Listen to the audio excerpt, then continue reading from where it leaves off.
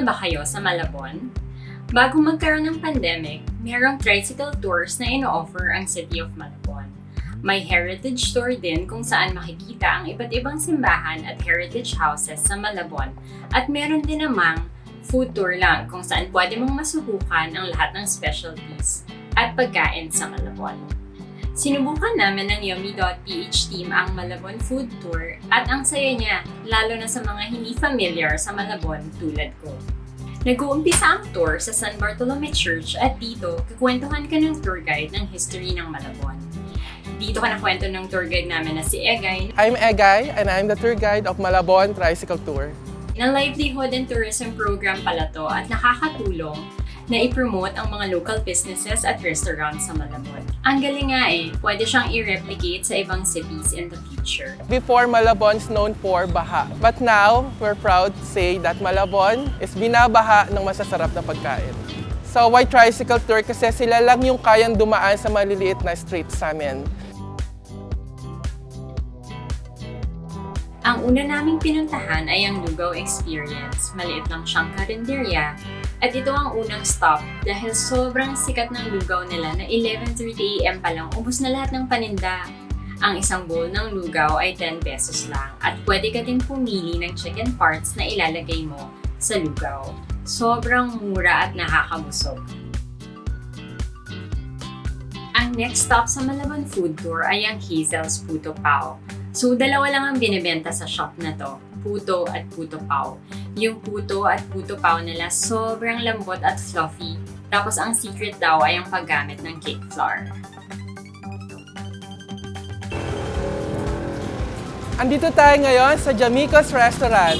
Ang lunch sa food tour ay sa Jamicos. Nasikat din sa luma nitong pangalan ng Judy Ann's Crispy Pata Restaurant. So obviously, Crispy Pata ang pinaka-best seller. Yung crispy pata nila malasa at may matamis na flavor dun sa crispy pork skin. Kailangan nyo din i-order yung shrimp relleno, tortang alimasag, at yung Jamicos fried rice. Nandito tayo ngayon sa The Original Dolores Kakanin. Ang branch na pinuntahan namin ay yung Dolores branch sa Escanilla Street. Dito niluluto ang mga kakanin na dinadala sa mga daming branches all over Metro Manila. So pag bumili ka ng kakanin dito sa branch na to, pwede mo din i-customize yung flavors ng sapit-sapit. So pwedeng mas madami yung ube or yung langka flavored. Yun yung favorite part ko about buying from this branch kasi hindi ka naman pwede mag-customize sa mga ibang branches. Para malaman ang original na Dolores Kakanin, look for the original red circle box.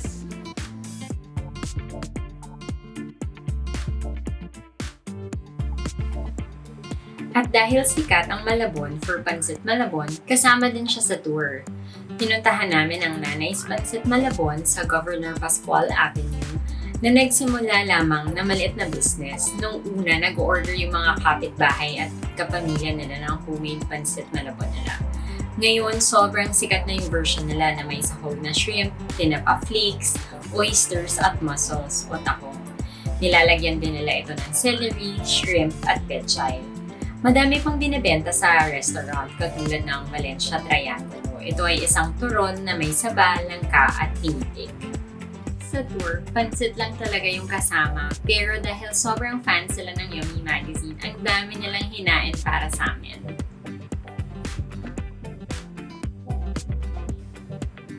Ang huling stop ng food tour ay sa Betsy's Cake Center na nagbukas noong 1962. Sikat sila para sa soft brewers. Ngayon ko lang natikman yon. Hindi siya masyadong matamis, it melts in your mouth. Tapos hindi mo napansin, ang dami mo na palang nakain. Mandami din silang cakes, pastries, tapos meron ding fresh lumpia at guapa buns na dapat nyo ding subukan. Open sila ngayon at pwede kang tumawag to order and have it picked up. Katulad ng Betsy's, madami sa mga restaurant na to na kasama sa tour ay bukas ngayong GCQ. Pwede kayong umorder at ipapick up ang pagkain to support all these local establishments, lalo na walang food tours ngayon dahil quarantine. Hopefully, when things are better, pwede na tayo ulit lumabas at mag-food trip. Saan kayo unang pupunta?